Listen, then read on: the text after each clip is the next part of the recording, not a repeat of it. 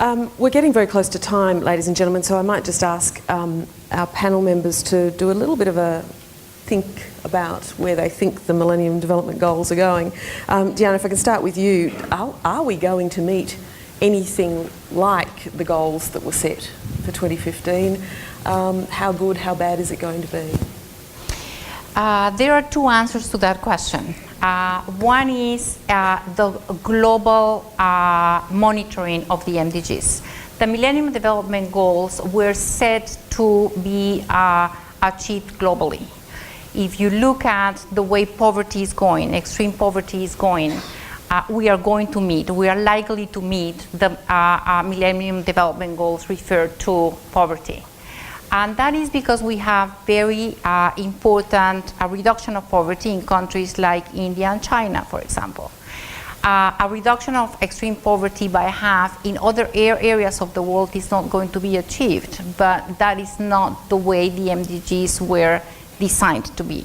What can be said is that, and this is to reiterate something that was said before, is that very important progress in most of the dimensions of the MDGs have been done by every individual country. There are very few countries that have not made progress or have had regression in some of those, on some of those goals. And those are very good news. I mean, these goals that are basic human rights, the right to education, the right to food, the right to live outside of poverty, the right to health care, etc. These are goals that are nowadays part of the development agenda of every single country, and one has to recognize the progress that individual countries have made. Having said that, there are still important gaps that need to be filled in the area of environmental sustainability, in maternal mortality, and in some of the goals that are part of MDG 8, of some of the targets that are part of MDG 8 that has to do with official development assistance, more open trade, the reduction of subsidies on agriculture that are hurting small farmers in developing countries. But something that needs to be recognized is that this minimum development floor is now part of the development agenda in every single country, and it is a very good point of departure for the discussion that we are going to have post 2015 when the MDG agenda expires. Okay. Jo, would you like to just reflect on where you think it's all heading?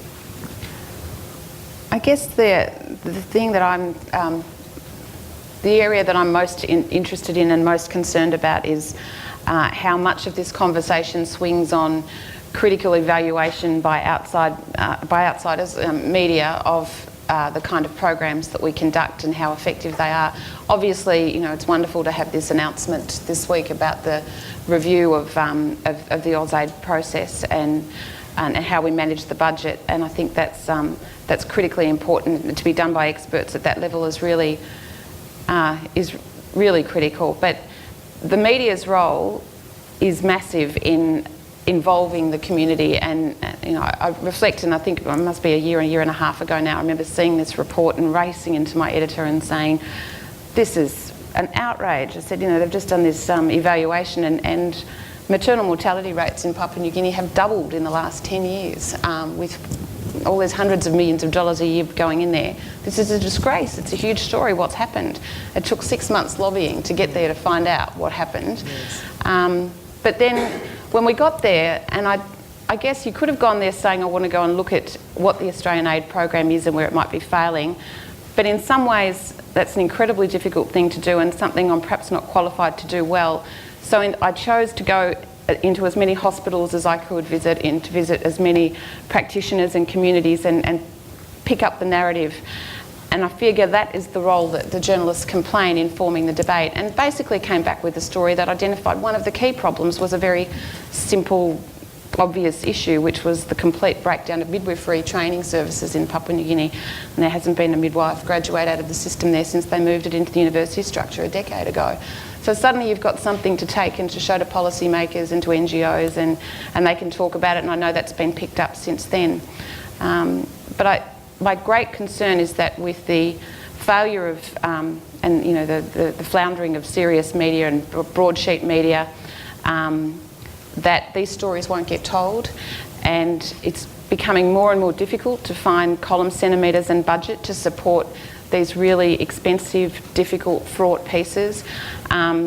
We're competing with it. We're at risk of kind of eating our own young, or being consumed by our young, sorry. With the internet, for example, the media sites that The Age and Fairfax and Sydney Morning Herald run, for anyone who reads our papers on their broadsheet incarnation and read them online, they'll see they're very different beasts, and the online version is very news-light, and it's kind of the future, and it's cheap, and it's, you know, Angelina and Kylie's bum, and, you know, it's office workers at lunchtime looking for distraction. But there are people running budgets that say that's what the people want, so we'll just give them that. That's all true, and I think coming from an ABC perspective, I can identify similar trends even at the national broadcast. Dare I say it. However, what I find interesting about the media discussion of these issues is that you know, at the moment when I think, oh my God, the technology is killing what the media can do on these important issues, I suddenly realise that there are lots and lots of very innovative people out there who are in academia or who are buried in some godforsaken part of some distant country that you just, you know, is a complete nightmare, and they're somehow connected, and there's this whole community out there that's actually taking this discussion away from the traditional media at a different level. So there is a big engagement out there, but it's a big dilemma for the and I think there is a risk that it becomes closeted amongst people that care, and then it's become and so access. and can access it. And so when it comes to votes and evaluations, it's so easy to push the button and sort of, you know, say, oh look, they're running another feminist program there. You know, what use is that? And this is the level of debate, and I guess have to move along. Yes, sorry. Really want to see some feedback from readers to persuade editors that this is what they want. Exactly. Scott, in 30 seconds or less. Rather than say where we're going on the MDGs, I think it's important to think about where we're going after this. So if we're serious about development, we'll advocate with our governments on food policy. There's been very little progress on hunger. We'll advocate on financial governance. Next economic crisis will hurt as bad as the last one. We'll advocate on climate change, the biggest risk to development progress this far. We'll advocate on gender equity, which there's still not nearly enough resources being devoted to. So active citizenship is important in poor countries for them to be able to secure their rights. It's also important here, and hopefully we continue to do that. And everyone here is already well suited because they're here. Yeah, exactly. And finally, Ursula, if you have some final reflections for us. Well, I just want to certainly agree with Scott. I think that everyone in this room, operating from a position of a voice for the voiceless and action, some kind of action, I think we all have an imperative to inspire, to aspire and to act. And from, if I can just say, from as politicians, you know, one of the important things that we've done in the Parliament is to create a bipartisan group called the Friends of the Millennium Development Goals. And we take that responsibility to advocate around the goals within any of the policy debates that are happening within the Parliament, but also it actually informs members and senators when they're talking to industry and reminding people that the Millennium Development Goals are not just the responsibility of government, they are the responsibility of all of us, and we can all make a difference and act to make a difference. Okay, thank you. Ladies and gentlemen, thanks for being with us tonight. This has been the 29th Forum in a National Series. Thank you very much to our guests, Deanna Alacon, Joe Chandler, Scott Weiser and Ursula Stevens, and Kevin Rudd in his absence.